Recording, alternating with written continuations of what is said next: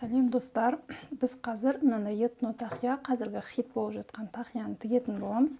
Мен алдыңғы видеода қолмен қалай тігу керек екенін көрсеткен болатынмын.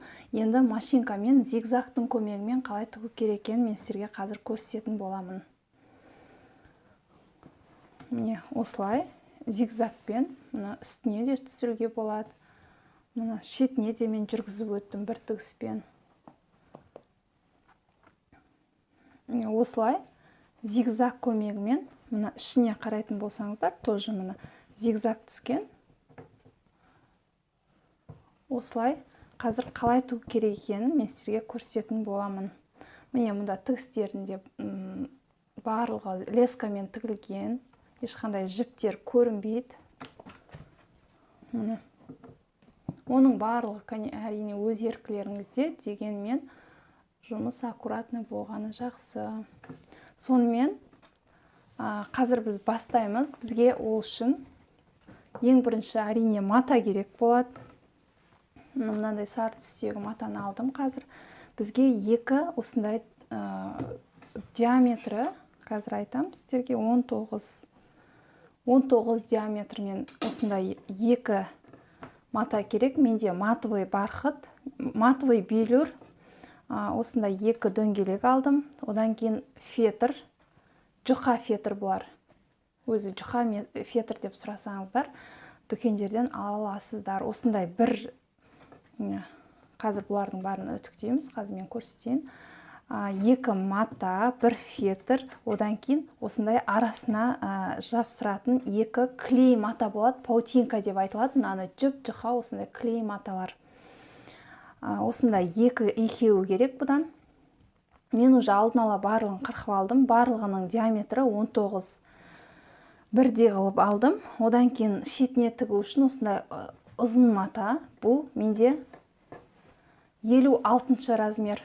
Енді 58 қылып алдым мен. 2 сантиметр артық бола берсін деп 58 ұзындығы. Ені 11 сантиметр алдым. Одан кейін барып мынандай фетр мата, жаңағыдай жұқа фетр мата біреу керек болады. Мынадан біреу керек болады. Одан кейін жаңағы паутинкамыздан тура мына матаның көлеміндей қылып қырқып аламыз. Ал мынаны одан кішкентай қыламыз. Яғни менде 11, 5,5 сантиметр менде фетр матамыз жұқа. Енді осылардың біз барлығын қазір үтіктеп бір-біріне жапсырып алуымыз керек. Тігісті содан кейін бастаймыз. Ол үшін біз қалай үтіктейміз айтайын. Мына бірінші біз мына матамызды, негізгі матамызды, сыртқы жағын былай қаратасыздар, мынау теріс жағын аласыздар. Мына теріс жағы мына жаққа қарап тұрады. Паутинкамызды осының үстінен қоямыз. Мына осылай бірдей етіп қоямыз. Шамалы мен кішірек қып алдым, өйткені шетіне шығып кете, тоже матаға үтікке жабысуы мүмкін. Сол үшін сіздерде сәл 1 сантиметр кішірек қып алсаңыздар болады. Менде 11 болса, ені негізгі матаның, паутинкамның ені 10 сантиметр қып алдым. Осылай үстінен қоясыздар. Содан кейін фетрді осы шетіне қоясыздар міне. Өйткені қазір айтам. Мына осылай шетін бірде қылып, мына жақтарын бірде қып аласыздар. Содан кейін барып, мына матаңызды осылай жаймен отырып жылжып кетпесін. Бірде қылып бүктейсіздер. Мына шеті бірде болу керек. Үтіктеген кезде жылжып кетпесін, сондықтан үтікті тигізген кезде жаймен бір шетінен алып, өйткені мына бізде айттым ғой, клей мата, паутинкамыз жабысып қалады тез.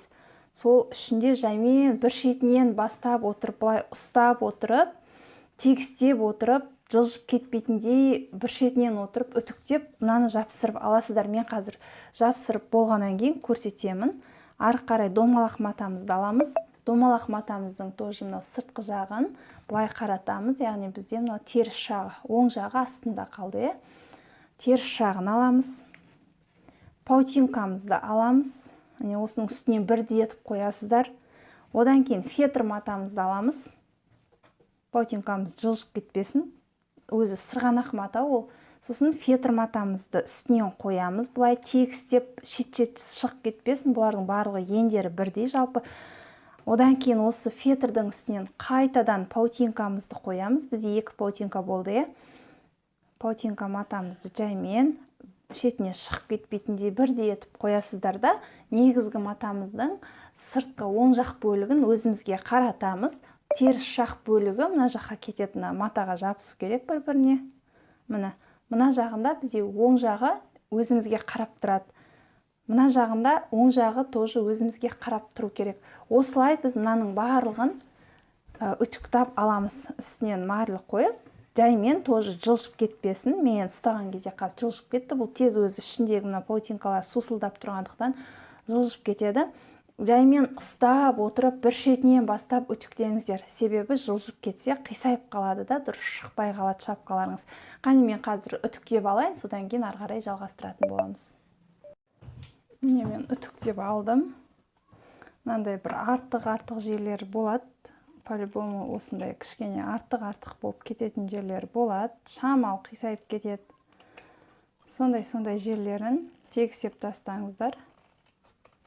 Өйткені біз зигзагпен тіккен кезде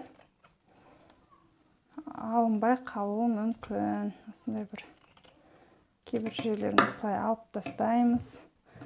Мына дөңгелек матамызды да солай көрдіңіздер ме, мынадай шеттері артық болып қиылған кезде шамалы дұрыс болмай қалады, қиған кезде.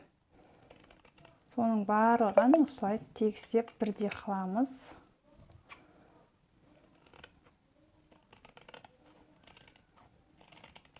Ішіндегі ақ фетріміз көрініп тұрмасын, өйткені зигзагпен тіккен кезде көрініп қалады ол. Сондықтан да тек қана матаның өзі түсу керек. Бұлай қаратып, келесі жағын қаратып, тоже осылай артық жерлерін алып тастаймыз. Менде мына жерінде ақ фетр матап көрініп тұр. Алып тастадым. Мына жерлерде де шамалы көрініп тұр.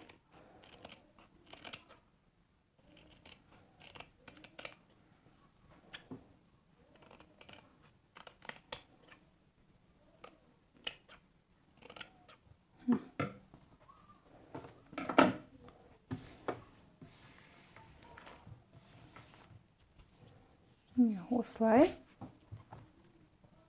Енді біз ары қарай біз размерін шығаратын боламыз. Мен қазір 56 размерге тігіп жатырмын. 56 енді стандарт болып есептелінеді. Қазір 56 размердің диаметрін біз қалай аламыз? Ол үшін осындай енді тігіншілердің барлығында осындай метражный ленталар бар, Осыны аламыз. Ең бірінші біз бір шетін белгілеп аламыз. Бір кішкене жерін белгілеп аламыз.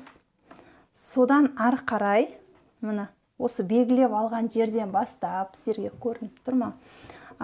Мына бірінші басынан бастаймыз. Осы белгілеген точкамызға қоямыз. Сөйтеміз де, мына лентамызды бірдей етіп айналдырып шығамыз. Ленталарыңыз қозғалып кетпесін, ең бастысы.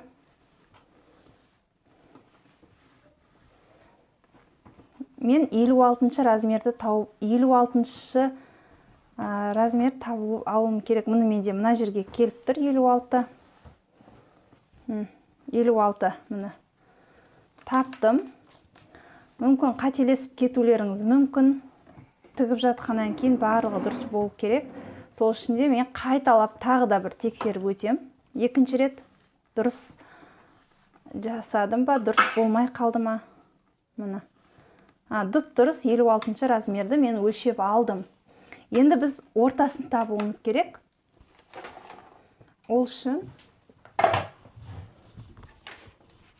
осындай менде алдын ала нетіп алған осындай қағазым бар. Осының үстіне тура шетіне қоямын. Тура ортасына қоятындай. Сөйтемін де, мына жерге мен өзі тесіп уже күнделікті жасап жүргеннен кейін уже сызылған, нетілген қағаз. осындай сіздер домалақ оны да осының көлеміндей жасап алып, барлығын былай бір-біріне осылай нетіп бүктеп, тура ортасын тауып аласыздар да, матаға түсірген кезде осы тесік бойынша міне біз несін тура ортасын матаның тауып алатын боламыз. Міне, тура ортасын мен осы мынау арқылы белгілеймін, болды. Маған уже бұл қағаз керек емес. Ары қарай менде 3 точка тұр, ортасы тұр, сосын 2 шеті тұр. Енді осыларды мен бір-біріне қазір біріктіріп сызып аламын. Мына ортасымен жаңа 56 сантиметрге дейін біз өлшедік қой.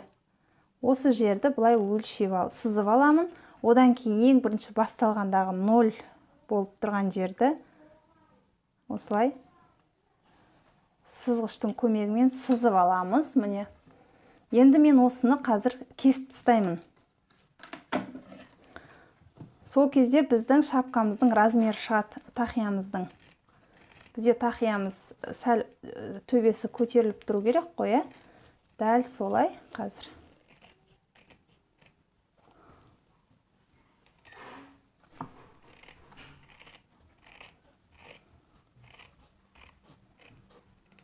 Қырыққан кезде байқаңыздар, асып кетіп жүрмесін. Мына тура ортасына келіп, мынаны алып тастадым.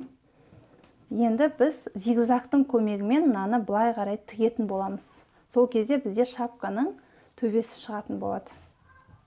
Кеттік ары қарай тігеміз. Мына осы бойында қалады. Біз дайындап болдық. Енді тігуге отырамыз зигзагтың көмегімен.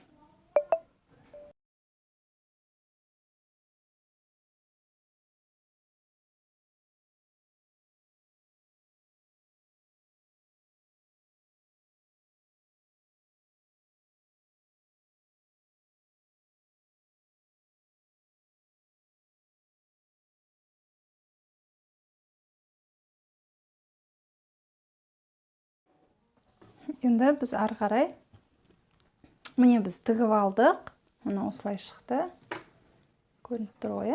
Енді мына жағы емес, мына бізде мына жағын бұлай бір-біріне қаратамыз, бір-біріне осылай. Мына жерде шамалы ғана 0,5 сантиметр ма қалу керек, почти бірдей болу керек. Мына осы тігіске әкеліп, мынаны осылай отырып, барлығын мына жерге келгенге дейін зигзагпен тігіп алатын боламыз. Біріктіріп аламыз. Заклепка беруді ұмытпаңыздар, басында және соңында.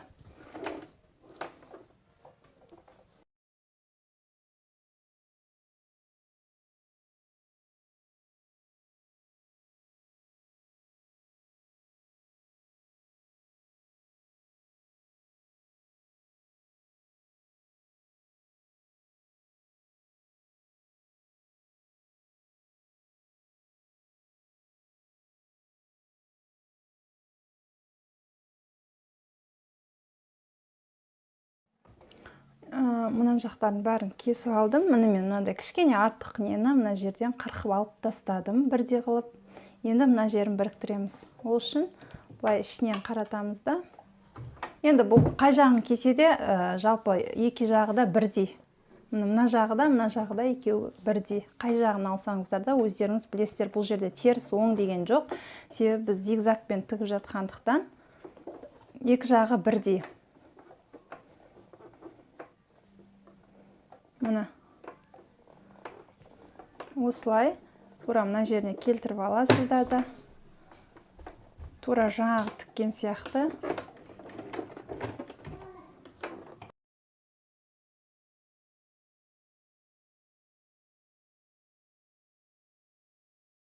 Сонымен мұнымен болдым. Бұның іші де сырты да екеуі бірде қай жағын кесе де жалпы бола береді, өздеріңіз білесіздер. Енді украшениесін тағамыз. Осындай дүкендерден сатып алсаңыздар болады. Мынандай осындай кругтар жеке-жеке сатып алсаңыздар, мындай цветтары неше түрлі түрлері бар. Оның барлығы өздеріңіздің қалауларыңызша сатып аласыздар. Біреуі 100 теңге, 50 теңгеден тұрады. Осылардың бағасы өздеріңіз сұрап білесіздер. Одан кейін тігуге мен осындай леска қолданамын. Өйткені леска қолданған кезде сіздің жіппен тігілгендей көрініп қалмайтын болады. Міне қараңыздар. Мұнда ешқандай көрініп тұрған жоқ, жіп көрінбейді. Міне қалай тағасыздар, оның барлығы өздеріңіздің фантазияларыңызға байланысты. Міне қараңыздар, ешқандай да жіп көрінбейді. Тіккен кезде аккуратно болады. Дәл осылай. Бұл да қатты қымбат емес, бір 200 теңгенің көлемінде шығар. Ұмытып қалдым, мен бұны алып қойғаныма уже біраз болды. Мен бұны постоянно осыны қолданамын моншақ тіккен кездерде. Алып қойсаңыздар, сізге де ұзақ уақытқа қызмет ететін болады. Сол үшін осындай ең жұқа түрін алсаңыздар болады. Нағыз лескаңыз жоқ болса, сол түстегі жіппен тіксеңіздер де болады. Ол қатып қалған заң емес, ол өздеріңіз өз еркілеріңізде. Сонымен осы украшенияның барлығын өз қалауларыңызша, қай жерге қалай не қоясыздар, оның барлығын өздеріңіз қарайсыздар. Мен дайын болғанын сіздерге көрсететін боламын. Ең бірінші сіздерге тағы да айта кететін нәрсе, мына жерде паска обувь негізі осындайға арналған өзі болу керек. Мен өзім барған дүкендерден таппай қойдым. 3-4 дүкенге кіріп шықтым, таппадым. Сонымен үйдегі осы паска обувьті қолданып жатырмын, үлкен. Ал егер болса, өзі осындайға арналған кішілеу паска обувьті қолдансаңыздар болады. Әрине ине керек болады, қайшы керек болады, сонымен жұмысыңызды бастай бересіз. Сонымен мен сіздерге дайын болғанын көрсететін боламын. Сіздер де өздеріңіз жасаңыздар.